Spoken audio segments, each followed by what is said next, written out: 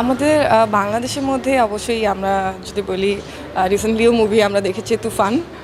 আমাদের সুপারস্টার শাকিব খান, অবশ্যই all time superstar Shakib Khan ভাইয়ার মুভি ভাল লাগে।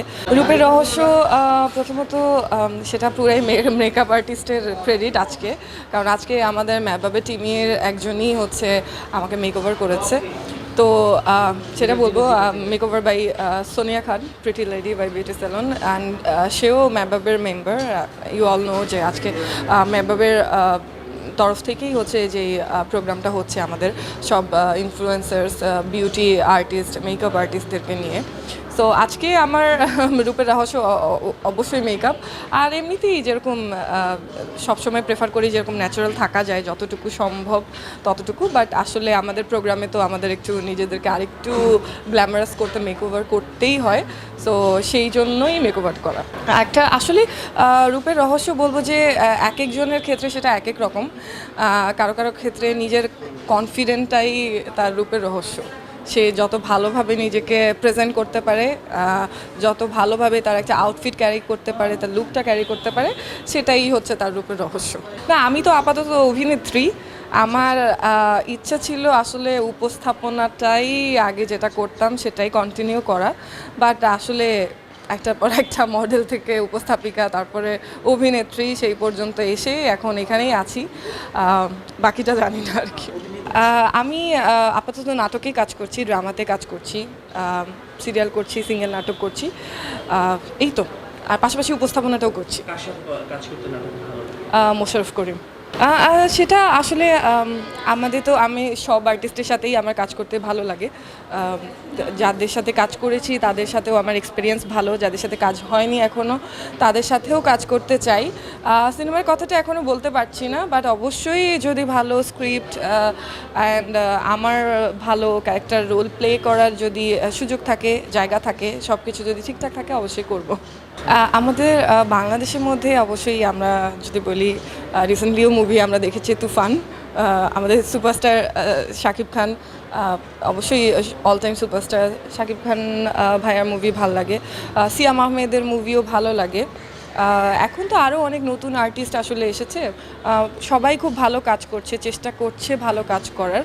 তো সবাই মোটামুটি এখন যাদের কাজ হচ্ছে সবাই ভালো কাজ করছে। চাচ্ছি যে দেশটা সবারই, তো সবার মতোই দেশটা ভালোভাবে চলুক। যারাই হচ্ছে দেশ চালানোর দায়িত্ব নিয়েছেন আর ভবিষ্যতেও নেবেন, আগেও একটাই চাওয়া ছিল যে সুষ্ঠুভাবে দেশটা চলুক। সবাই অন্যায়ের বিরুদ্ধে এখন যেরকম প্রতিবাদ করছে, আগেও হয়তো বা এতটা জোরদার ছিল না, বাট আগামীতেও যেন এটা বহাল থাকে। আশা করছি যে ভালোভাবেই চলবে সব কিছু। অ্যান্ড নতুন দেশে আসলে নতুন কি চাওয়া, যে আমাদের যাদের যতটুকু, যেমন আমাদের দ্রব্যমূল্যের দামটা একটু লিমিটেশনে আসুক, আমাদের চলাফেরার নিরাপত্তাটা একটু ঠিকঠাক হোক, আরও বেশি ঠিক হোক, তারপরে রোডের ট্রাফিক, আসলে এগুলো আসলে সময়ের ব্যাপার, একটু প্রসেসিংয়েও সময় লাগে। তো এটা সময়ের ব্যাপার, হোপিং ফর দ্য বেস্ট আর কি। সেটা করেছে আসলে কেউ কেউ হয়তো বা নোটিসেবল হয়েছে, কেউ কেউ হয়নি, বাট আমার মনে হয় যে মানে 95%ই যারা ছিলেন, প্রেজেন্ট ছিলেন, সবাই সবার নিজের জায়গা থেকে চেষ্টা করেছেন। কেউ হয়তো পেছনে থেকে চেষ্টা করেছেন, কেউ হয়তো সামনে থেকে এসে চেষ্টা করেছেন, সবারটাই অ্যাপ্রিসিয়েট করছি। আমার ক্ষেত্রেও সেটাই হয়েছে, আসলে হয়তো দেখানো হয়নি, বাট করা হয়েছে। যেমন আমার এলাকায় যেমন আমিও পেইন্টিং করেছি, হয়তো বা আমি ওটার হচ্ছে ভিডিও ফুটেজ হয়তো বা কিছুটা আপলোড করা হয়নি, এটা কখনোই হয় না।